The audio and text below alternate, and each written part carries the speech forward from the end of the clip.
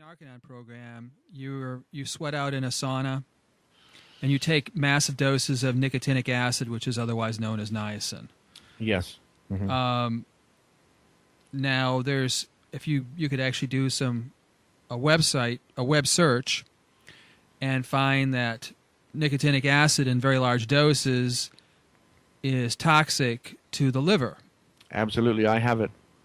I've had 2 biopsies. I have high enzyme counts, and I have liver damage. And there's several other people there that went through it that have liver damage. But this is part of evidently Hubbard's dogma for drug rehabilitation. Yes, and they're extreme high doses. I only went up to the minimal that you have to go up to or need to go up to get through the sauna program, which is 2,600 milligrams of niacin. Good grief. And you also take a lot of other pills with that, and it's very, very hard on the stomach. The one person that I was twinned up with, he ended up in the hospital for an entire day because of pains in his stomach. Many people are taken to the hospital. One guy was there for 2 days, and he nearly died. But you know, it's a very dangerous part of the program. You're in there under extreme heat, and you take potassium chloride, where people have died. Even one young little girl in Australia, Paul Schofield's young daughter. They store these these vitamins and pills and whatnot in Narconons, and she inadvertently got into some of them and took some, and she died. That was the second child that died in the hands of Narconon Scientology in Australia. That were his children. Now, you know, there's children involved in this, you know, they're parents' children, but I mean, the actual patients at Narconon that have to endure going through this sauna program, the niacin itself also can stir up and induce psychotic reactions. You know, one gentleman put his fist right through the glass window. There are fights, there's screaming, there's yelling, there's depression, there's crying, it's very traumatic experience, you know. So you learn from the other patients there what you need to say and write down to get the heck out of there, you know, as quickly as possible.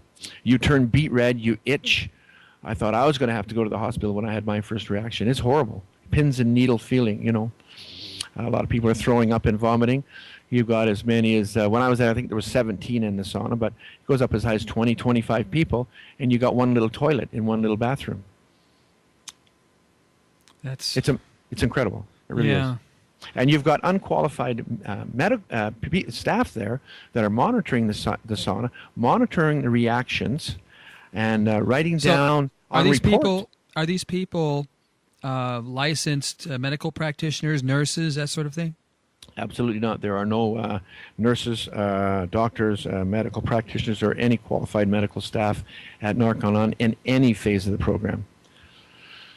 No, they are, some are recent graduates, some are just hired off the street at $10 an hour, and they take a small course in one of L. Ron Hubbard's courses, the Scientology-based courses, and they are qualified and certified. They're certified sauna program people, but they're certified with a very quick certificate that comes from Narconon Scientology.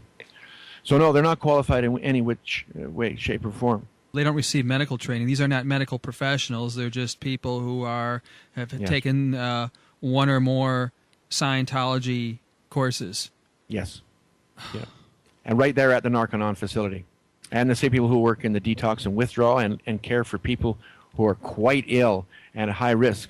I have watched ambulances take people away from the detox and the withdrawal unit to the hospital with seizures and stuff because they're not being monitored by professional medical staff, not even a nurse. Thank goodness they arrive at the hospital before they die. It's quite traumatic to see this. It's quite disturbing. In addition to this sauna program, you go through certain courses which are essentially Scientology.